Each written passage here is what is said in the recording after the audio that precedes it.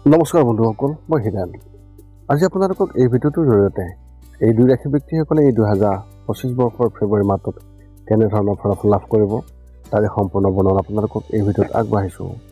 প্ৰথমে মোৰ চেনেলটো আপোনালোকে ছাবস্ক্ৰাইব কৰি ল'ব, যাতে মোৰ পিছৰ ভিডিঅ'বিলাক আপোনালোকে সহজে লাভ কৰিব পাৰে। লগতে মোৰ ভিডিঅ' যদি ভাল লাগে তেন্তে লাইক আৰু শ্বেয়াৰ কৰিব, কমেণ্ট কৰি আপোনালোকৰ মনোভাৱ প্ৰকাশ কৰিব। এতিয়া আহোঁ মূল বিষয়লৈ। তুলা ৰাশিৰ ব্যক্তিসকলে কেনেধৰণৰ ফলাফল লাভ কৰিব। সৰ্বপ্ৰথম পাৰিবাৰিক জীৱনৰ ক্ষেত্ৰত এনেধৰণৰ এই মাহত আপোনাৰ ভাইটি বা আপোনাৰ ভনীয়েকৰ স্বাস্থ্যৰ বিশেষ যত্ন লওক, কাৰণ আৰম্ভণিতে কিছুমান সৰু স্বাস্থ্যজনিত সম্পৰ্কীয় সমস্যাই তেওঁলোকক আমনি কৰিব, কিন্তু মনোযোগ নিদিয়াৰ বাবে এটা ডাঙৰ অসুখলৈ ৰূপান্তৰিত হ'ব পাৰে, অৰ্থাৎ পৰিণত হ'ব পাৰে। সেয়েহে তেওঁলোকক সময়মতে চিকিৎসা কৰাওক, যাতে পিছত কোনো সমস্যা নহয়। যদি কিছু সময়ৰ বাবে সন্তান জন্ম দিয়াৰ ইচ্ছাটো মনত আছে, তেন্তে এই মাহত ইয়াৰে শুভ ইংগিত পোৱা গৈছে। সন্তান জন্ম দিয়াৰ পথত থকা যিবোৰ বাধা, সেই বাধাবোৰ অতিক্ৰম কৰিব। যদি ল'ৰা ছোৱালী স্কুলত আছে, তেন্তে তেওঁলোকৰ কিছু কাম তেওঁলোকৰ বাবে সুখ কঢ়িয়াই আনিব, আৰু আপুনিও তেওঁলোকৰ বাবে বিশেষ কিবা এটা কৰিবলৈ চেষ্টা কৰিব পাৰে। পৰিয়ালৰ পৰিৱেশ স্বাভাৱিক হ'ব, কিন্তু কিছুমান অশুভ হ'ব পাৰে। ব্যৱসায় আৰু চাকৰিৰ ক্ষেত্ৰত এনেধৰণৰ এই মাহত আপুনি আপোনাৰ কঠোৰ পৰিশ্ৰমৰ ফল পাব আৰু আপোনাৰ ব্যৱসায়ত অগ্ৰগতি দেখিব। এফালে পুৰণি গ্ৰাহকে আপোনাৰ লগত সুখী হ'ব, যদিও নতুন গ্ৰাহকেও আপোনাৰ লগত যোগ দিব। যদি আপুনি শেহতীয়াকৈ নতুন এটা ব্যৱসায় আৰম্ভ কৰিছে, তেন্তে সেইটোতো আপুনি সফলতা দেখিবলৈ পাব। আপোনাৰ নতুন বন্ধু কেইজনমানো বজাৰত আহিব পাৰে। চৰকাৰী বিষয়াসকলে এই মাহত বিশেষ যত্ন ল'ব লাগিব, আৰু ৰাজনীতিৰ সৈতে জড়িত হৈ থকা যিসকল ব্যক্তি, সেই ব্যক্তিসকলেও আপোনাৰ লগত যোগদান কৰিব। বিষয়টো স্বাভাৱিকভাৱে আৰম্ভ হ'ব, কিন্তু সকলো দুখ আপোনাৰ ওপৰত আহিব পাৰে। এনে পৰিস্থিতিত আৰম্ভণিৰ পৰা আপুনি সাৱধান হওক, আৰু আপুনি একো গৰম হ'বলৈ নিদিব। ব্যক্তিগত খণ্ডত কাম কৰা ব্যক্তিসকল তুলনামূলকভাৱে কাম কম হ'ব, আৰু তেওঁলোকে অলপ জিৰণি ল'ব পাৰিব। শিক্ষা আৰু কেৰিয়াৰ ক্ষেত্ৰত এনেধৰণৰ তেওঁলোকৰ কেৰিয়াৰৰ বাবে চিন্তিত হ'ব আৰু ভৱিষ্যতৰ কৌশল কৰিব। অভিভাৱকসকলেও আপোনাৰ বিষয়ে সজাগ হ'ব, আৰু তেওঁলোকৰ পৰা কিছু আচৰিত কথা আপুনি শুনিবলৈ পাব। কলেজত বন্ধু এজনক বিভ্ৰান্ত কৰাৰ প্ৰয়াস কৰা হ'ব, গতিকে ইয়াৰ লগত সাৱধান হওক আৰু পঢ়া শুনাত গুৰুত্ব দিয়ক। স্নাতক ডিগ্ৰী লাভৰ পিছত অধ্যয়ন কৰা ছাত্ৰ ছাত্ৰীসকলে নিজৰ বাবে নতুন কিবা এটা কৰাৰ কথা ভাবিব, আৰু ইয়াৰ বাবে নতুন ধাৰণাও মনলৈ আহিব। কিন্তু যিকোনো ধৰণৰ ডাঙৰ সিদ্ধান্ত লোৱাৰ আগতে ভালকৈ বিবেচনা কৰক, আৰু তেতিয়াহে সিদ্ধান্ত লওক। আপোনাৰ পিতৃ মাতৃৰ আশীৰ্বাদ আপোনাৰ ওপৰত থাকিব, আৰু কোনো ধৰণৰ সমস্যা নহ'ব। প্ৰেমৰ ক্ষেত্ৰত এনেধৰণৰ এই মাহত আপুনি এটা পৰিয়ালৰ অনুষ্ঠান বা বন্ধুৰ পাৰ্টি বা অন্যান্য অনুষ্ঠানলৈ যাবলগীয়া হ'ব পাৰে, আৰু কাৰোবাৰ ওপৰত আপুনি আপোনাৰ হৃদয় দি থাকিব। মনতে তেওঁৰ প্ৰতি আকৰ্ষিত হ'ব, আৰু তেওঁৰ পৰাও ইতিবাচক কথা বতৰা আৰম্ভ হ'ব পাৰে, আৰু এই কথা বতৰাৰ পিছত আপোনালোকৰ সম্পৰ্ক প্ৰেমৰ সম্পৰ্কলৈ পৰিণত হ'ব। যদি আপুনি বিবাহৰ বাবে অপেক্ষা কৰি আছে আৰু পৰিয়ালে সম্পৰ্ক বিচাৰি আছে, তেন্তে এই মাহত ইয়াৰ প্ৰতি আগ্ৰহ আপুনি ল'বলৈ চেষ্টা কৰিব, কাৰণ আপোনাৰ বাবে কিছুমান ভাল সম্পৰ্ক আহিব। কিন্তু যদি আপুনি ধ্যান নিদিয়ে, তেন্তে সেই সম্পৰ্ক আপোনাৰ হাতৰ পৰা অতি সোনকালে পিছলি যাব পাৰে, আৰু তাৰ পিছতহে আপুনি নিজকে পস্তাব আৰম্ভ কৰিব। বিবাহিত লোকসকল তেওঁলোকৰ জীৱন সুখী হ'ব, আৰু সংগীয়ে সম্পূৰ্ণ সমৰ্থন লাভ কৰিব।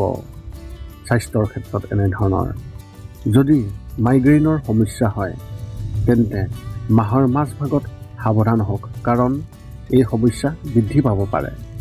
কিবা এটা চিন্তা থাকিব যাৰ বাবে মূৰৰ বিষ বেছি হ'ব। এনে পৰিস্থিতিত অপ্ৰয়োজনীয় কথাবোৰ আপুনি চিন্তা নকৰিব, আৰু যদিহে তেনে কৰে তেন্তে আপুনি অধিক পৰিমাণে সেই শান্তি নাপোৱা হ'ব আৰু সৃষ্টিশীল কাম এটাত মন দিবলৈ আপুনি নোৱাৰিব, কাৰণ আপোনাৰ সমস্যা দিনক দিনে বাঢ়ি গৈ থাকিব পাৰে। যদি আপুনি যদিহে কণ্ট্ৰল কৰিব পাৰে তেন্তে আপুনি ইয়াৰ পৰা আপুনি যথেষ্ট সুফল লাভ কৰিব। শাৰীৰিকভাৱে আপুনি অতি সুস্থ হ'ব আৰু কোনো ধৰণৰ সমস্যা নহ'ব। তথাপিও আপোনাৰ স্বাস্থ্যৰ যত্ন লওক আৰু বাহিৰলৈ ওলাই যোৱাৰ সময়ত সম্পূৰ্ণ যত্ন লওক। যদি ঘৰত বয়োজ্যেষ্ঠ আছে তেন্তে তেওঁলোকক ঘৰতে বনোৱা খাদ্য আপুনি পাবলৈ চেষ্টা কৰক। আপোনাৰ এই মাহত শুভ সংখ্যা হিচাপে 5 আৰু শুভ ৰং হিচাপে আপুনি এই মাহত হালধীয়া ৰং ব্যৱহাৰ কৰিব পাৰে। তুলা ৰাশিৰ ব্যক্তিসকলৰ বাবে এক বিশেষ তথ্য আগবঢ়োৱা হৈছে। নতুন কাৰোবাৰ লগত কথা পাতিলে বা কথা পাতিবলৈ আৰম্ভ কৰিব পাৰে আৰু তেওঁলোকৰ প্ৰতি আকৰ্ষণো আপুনি অনুভৱ কৰিব। এনে পৰিস্থিতিত আৰম্ভণিতে উত্তেজিত হোৱাৰ পৰা বিৰত থাকিব আৰু সকলো কথা তেওঁলোকৰ লগত শ্বেয়াৰ নকৰিব, নহ'লে কথাবোৰ বেয়া হৈ পৰিব পাৰে। এনে পৰিস্থিতিত আৰম্ভণিৰে পৰা সাৱধান হওক আৰু সেই অনুসৰি আপুনি কথা পাতিব। বৃশ্চিক ৰাশিৰ ব্যক্তিসকলে কেনেধৰণৰ ফলাফল লাভ কৰিব? সৰ্বপ্ৰথম পাৰিবাৰিক জীৱনৰ ক্ষেত্ৰত এনেধৰণৰ। যদি কিছুদিনৰ বাবে আপোনাৰ ঘৰখনত বিবাদৰ পৰিৱেশ আছে বা সদস্যসকলৰ মাজত কাজিয়া হৈ আছে তেন্তে এই মাহত এই সকলোবোৰ সমস্যা শেষ হ'ব। বয়োজ্যেষ্ঠসকলৰ হস্তক্ষেপতে সমস্যাটো দূৰ কৰিব পাৰিব আৰু সকলোৰে মাজত পাৰস্পৰিক বুজাবুজি বৃদ্ধি পাব। এজন আত্মীয় ঘৰলৈ যাব লাগিব আৰু তেওঁলোকৰ সৈতে কামৰ বিষয়ে আলোচনা হ'ব। এই মাহত আপুনি আপোনাৰ এজন আত্মীয়ৰ সৈতে একেলগে ধন বিনিয়োগ কৰিব। ভৱিষ্যতৰ দৃষ্টিকোণৰ পৰা ই আপোনাৰ বাবে উপকাৰী হ'ব। ঘৰটোত মাংগলিক যি কাম সেই কাম সংঘটিত হ'ব, যাৰ বাবে পাৰিবাৰিক পৰিৱেশ আধ্যাত্মিক হৈ থাকিব।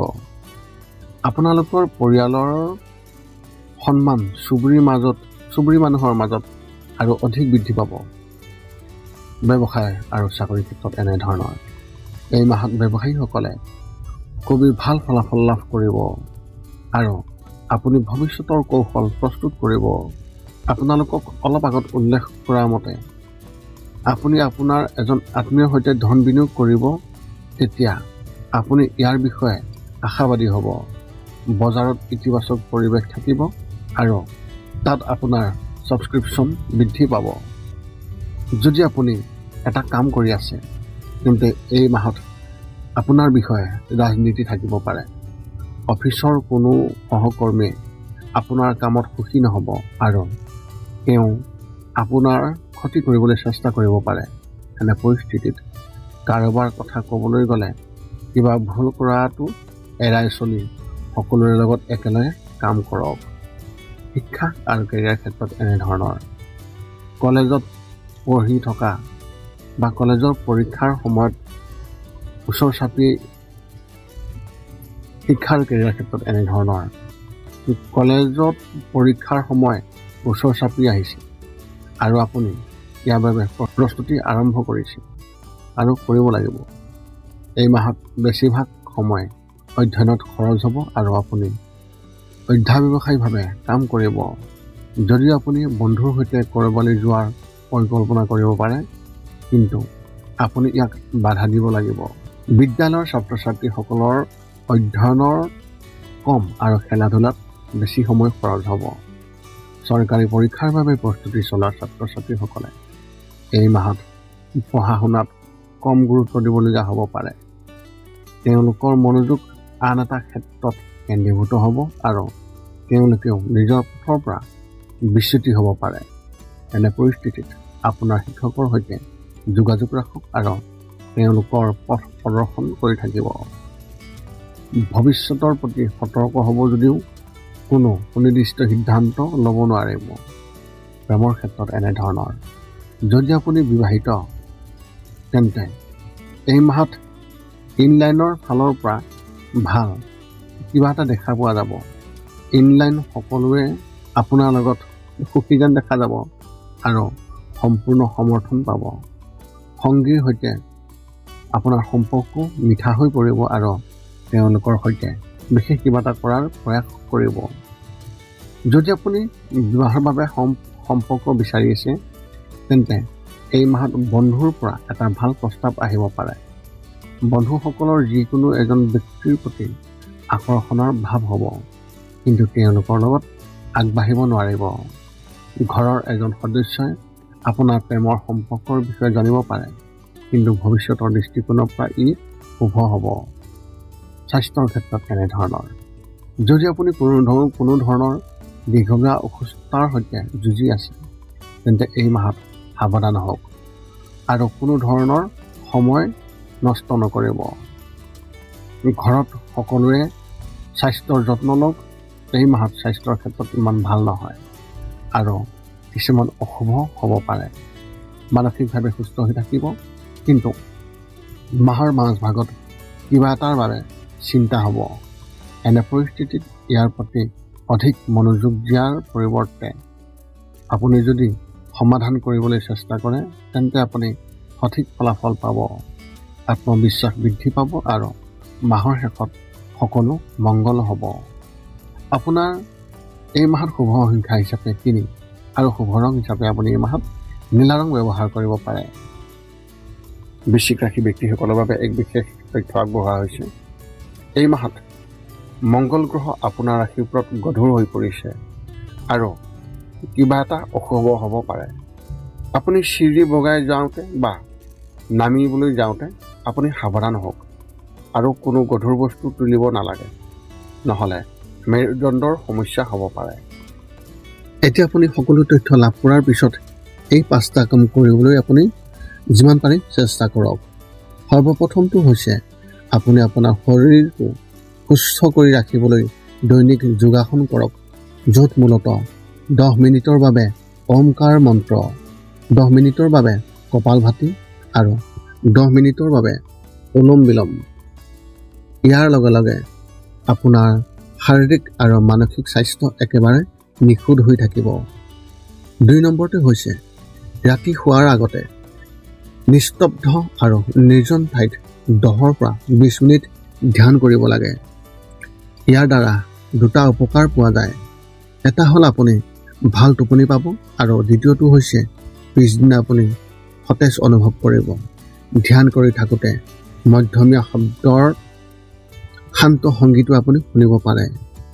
3 নম্বৰটো হৈছে প্ৰতি মংগলবাৰে পুৱা নিশ্চয় হনুমান চালিচা পাঠ কৰক আৰু হনুমান মন্দিৰ দৰ্শন কৰক, নতুবা আপুনি বিষ্ণু মন্দিৰ দৰ্শন কৰক। ইয়াৰ দ্বাৰা আপোনাৰ আৰু আপোনাৰ পৰিয়ালৰ যিকোনো সদস্যৰ সংকট দূৰ হ'ব আৰু সদায় সুখ আৰু শান্তি থাকিব। 4 নম্বৰটো হৈছে ঘৰৰ বাহিৰত গৰু আৰু কুকুৰক প্ৰতিদিনে আপুনি পাৰিলে খাদ্য খুৱাব লাগে। খাদ্য খোৱা আৰু যদি পাৰে চৰাই চিৰিকটি আদিকো খাদ্য আৰু পানীৰ যোগান ধৰক। এই পৃথিৱীখন যিমান আমাৰ সিমানেই সিহঁতৰো।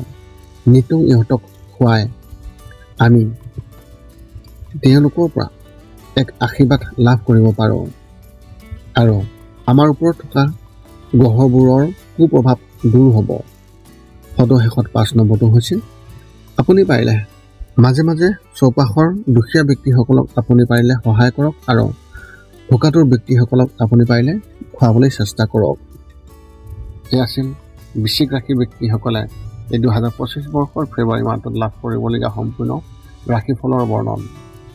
যদি আপোনাৰ মনত এতিয়াও জ্যোতিষ সম্বন্ধীয় কিবা প্ৰশ্ন আছে তেন্তে আপুনি আমাক এই ভিডিঅ'ৰ তলত কমেণ্ট কৰি আমাক অৱগত কৰাওক আৰু আমি আপোনালোকৰ প্ৰশ্নৰ উত্তৰ সকলো সময়তে দিবলৈ আমি সকলো সময়তে সাজু আছোঁ।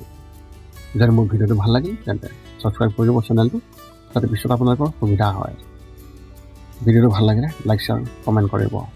পুনৰ লগ পাম অন্য এটা ভিডিঅ'ত। আজিলৈ ধন্যবাদ।